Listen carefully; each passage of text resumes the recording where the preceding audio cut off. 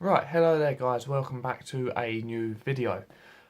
This video today is just going to be a quick sit down and talk video. I'm going to talk to you about the issues I had with my car, because obviously in the last video I said that there was something wrong with it. So I don't know where to start with it really. As you guys well know, if you watched the last video, I did put a quick clip in of what was happening. I don't know if you heard it properly.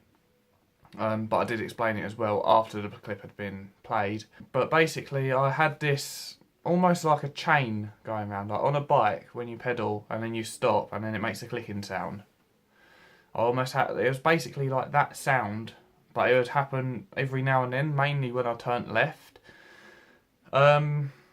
So yeah, I was going to take it to my mates, which I did. However, I was out doing some other stuff and the oil light came on. Therefore, obviously when the oil light comes on, the best thing to do is to shut the car off straight away. So that's essentially what I did. It came on, I rolled to the nearest lay-by because I was just coming up to one because I was on a dual carriageway. Shut the car off, popped the bonnet, let the engine cool down a bit, then checked the oil levels. And this is where stuff got scary. So I popped the bonnet, let the engine cool down like I just said, and then I pulled a dipstick out. And there is no oil on that dipstick. Where the oil had gone, I don't know. It hasn't dropped any, the car doesn't leak, I've never noticed any blue smoke, nothing. Where the oil went is completely unknown, not a clue. So, luckily, I had a little bit of oil on board the car, because I always keep a tub of oil in the car, just in case something like this happens, of which case, obviously, it came in quite handy. However, it was only a small, like, 1 litre, I think it was, tub of oil. So I chucked all of that in, which took it to just above the low mark of the dipstick, which was enough to get me home and get me to work the following day. Luckily, this couldn't have fallen at a better time, because I'm going to work the following day and I get paid. So luckily I had the money there to go and buy some oil and top my car up properly, of which case I did so as soon as I could. So I literally finished work and went straight down to the nearest car parts store, picked up some oil and put it straight in the car. And now the car's full of oil again, which is good. So yeah, where the oil went, I don't know. Like I said, there's no leaks, nothing.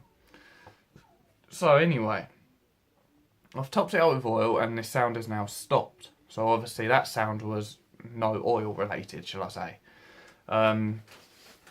If you're wondering what that sound just was, it's my girlfriend in the background.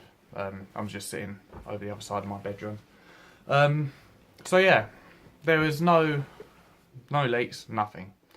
So anyway, I took it to my mate who is qualified in car mechanics, agricultural mechanics, HGV mechanics, whatever. You know, he is qualified in every form of mechanics.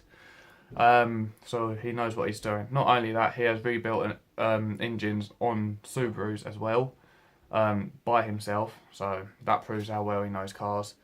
So yeah, took it round to him. I explained to him what that oil sound was, what the sound was. Said to him that it hasn't happened since. He then took a further look on the engine. He couldn't work out why it was burning oil either, or where the oil had even gone. So that's obviously left me pretty worried, shall I say. So he dug in further, checked spark plugs, checked all that kind of stuff, and to be fair, there was actually nothing wrong with the engine. The engine is perfectly fine. It runs sweet as a nut, everything.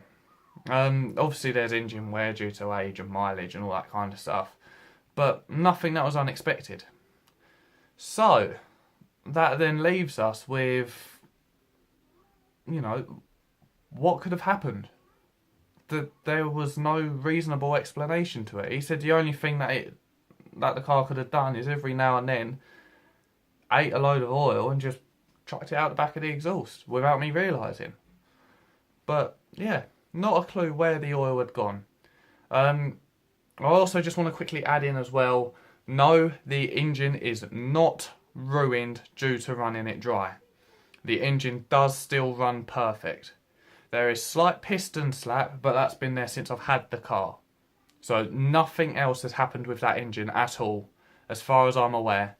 Everything is still as it was when I bought the car. But yeah, so that is what happened with my car. So yeah, and also I am now getting rid of the Yaris. Yeah, I've made the decision. No, it's not because the car is ruined. Because the car is not ruined. I've been debating for ages whether to sell the car or keep the car or whatever. Like off camera, or you've even seen it on camera a couple of times, me debating it. I'm just bored of it now, to be fair. It's not, it don't feel fast to me anymore from where I've obviously got used to it so much, and you know, I could just do with something bigger, more practical and hopefully newer. But yeah, so the Yaris is definitely going. If you're wondering how much I am selling the Yaris for, here are the prices that I've got in mind down below. Well, here, not down below.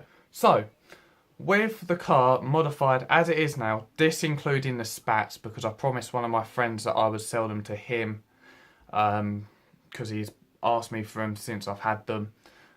So this including the spats, but has got all the other mods on, so strut brace, tow hook, gear knob, all that kind of stuff, and obviously take the stickers off if needed. I am thinking of selling the car for 900 quid. Yes, I know what you're thinking, that's a bit steep. But in all honesty, in my eyes it's not, but yeah, again, obviously it wouldn't in my eyes anyway. Because since I've had the car, I have fixed a couple of issues with it. I've obviously modified it. I've kept it clean. I've looked after it. I can see comments now. Oh, you let the engine run dry. I did not let the engine run dry. I keep regular eyes on my oil and fluid levels in general. So yeah. But anyway, obviously I've taken care of it. I've tried to make it better. There are marks around it, which is really annoying. It is mainly just the bodywork that lets it down. So, to do with that, I am going to start preparing the car for sale. In order to do this, I need to take my personalised plate off, which is going to cost me about 80 quid because I need to run it through the DVLA, obviously, and get the old reg chucked back on. I'm going to try and tidy up the bodywork. I was thinking of getting a paint correction pen thing where you just fill in marks, or paint correction kit, whatever. I was thinking of doing that just to make it look a little more presentable. Whether I will do that or not, I am not 100% sure, but I plan to. I want to get the bumpers sitting properly, because obviously the bumpers, they're okay, but I want to make it as nice as possible for the newer owner. I'm going to put a replacement rear bench seat in because there's a fag burn on it. I've had the bench seat for ages, I just haven't had a chance to put it in. So that's going to go in. I've got a couple of, they're not mechanical issues, but a couple of sounds I want to get diagnosed and get rid of. Yet again, don't affect the car in any way, shape or form. It's just something that I feel would bother people looking at the car to buy. No matter how much I explain it, not, you know, it don't affect it kind of thing. It can still put people off. So I want to get them diagnosed, get them sorted. Nothing too major.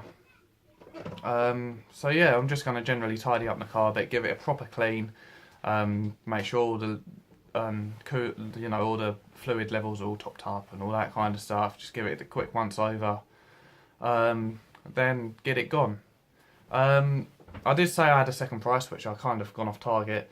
The second price would be 850 quid, which is back to standard, this including the exhaust, purely for the fact that of how the back box was put on.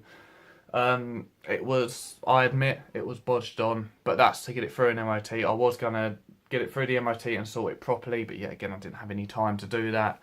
And I just feel like it'd be too much of a faff to take it off. I have got a replacement original T-Sport back box as well, which I'll sell with the car. Just in case the owner, like the new owner, wants to swap it over. So that's quite handy.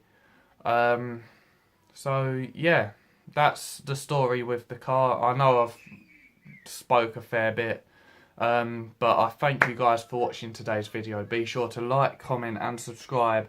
Hit the notification bell to stay new to this channel. I will be documenting all car sale preparation and costs and what I've done. I'll document it all just to prove to you how much that I've gone into detail with the car. Because I do want to make it as nice as I can. It will be a perfect first car for someone like it was myself. Despite the fact that it is a sporty car and people would think that it's high insurance, it genuinely wasn't for me. So it will be a perfect first car, and I want to make sure it's a reliable first car for if it is someone's first car. So yeah, like I said, be sure to like, comment, subscribe, hit the notification bell, and I'll see you guys in the next video. Goodbye.